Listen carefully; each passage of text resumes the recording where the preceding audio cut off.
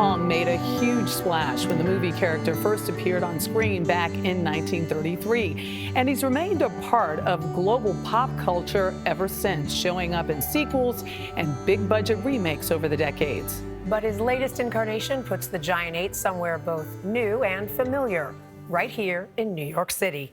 Jamie Wax went behind the scenes at one of this season's most spectacular shows. Jamie, good morning. Cannot wait for this. Good morning, Dana. Yeah, the headliner of a Broadway show is often referred to as the top banana or the 800-pound gorilla. Both of those terms most definitely apply to one of Broadway's newest and biggest stars. Although in this case, it's actually a 20-foot-tall, 2,000-pound gorilla.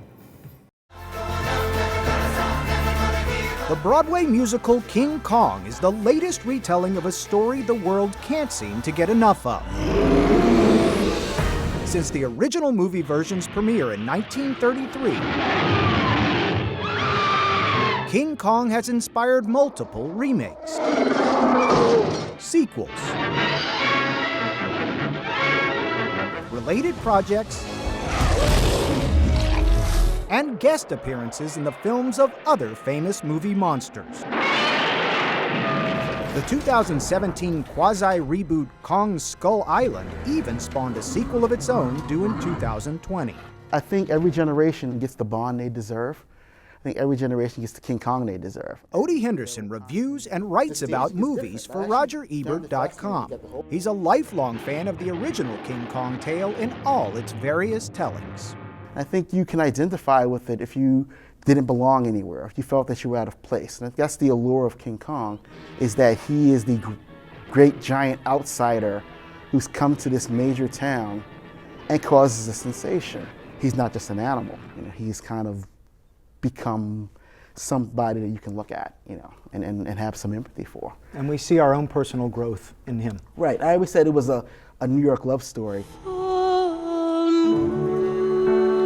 That point isn't lost on Kong's current Broadway leading lady, Christiane Pitts. When I first saw him, I cried a little bit because I couldn't believe that was my scene partner and my co-star. And it took me about 15 minutes of silence, of just sort of walking around his body and to just really let it sit in that I'm going to be forming a relationship with him for the next year of my life.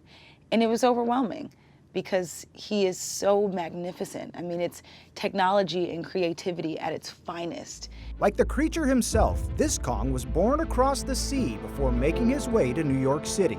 The puppet is a marvel of technology and stagecraft. It contains 16 microprocessors that give Kong lifelike motion and emotions. His chest and abs are constructed of airbag-like materials, and his limbs are made of high-pressure inflatable tubes. To bring Christiane's co-star to life takes a team of 13 talented performers, 10 on stage, and 3 creating the colossal puppet's larger movements, facial expressions, and voice from a glass booth at the back of the theater. This is a beast that's inspired by legend and also in forward-thinking theatre technology. Drew McConey is the show's director and choreographer. He uses a microphone to communicate with his team members in the booth. There's a moment in the show where Anne touches his face and you can feel genuine love and kind of almost mournful kind of sigh from him. He reaches out.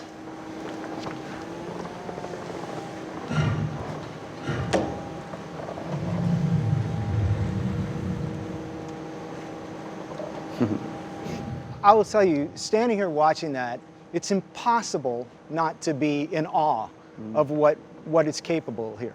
I think everyone's expecting the scale and the kind of epic nature of him, but that nobody's ever really prepared for the emotional capacity of the beast. The thing that absolutely punched me square in the soul was when you look into the eyes of the beast and he's got this amazing kind of liquid depth within his eyes. You can almost see yourself reflected within it. That aspect, the eyes, may be the key to the character's connection with audiences. Those eyes are phenomenal, and they're deep, like a human being. They're beyond belief. King Kong, no matter what version you watch, the one thing you notice about King Kong is the eyes.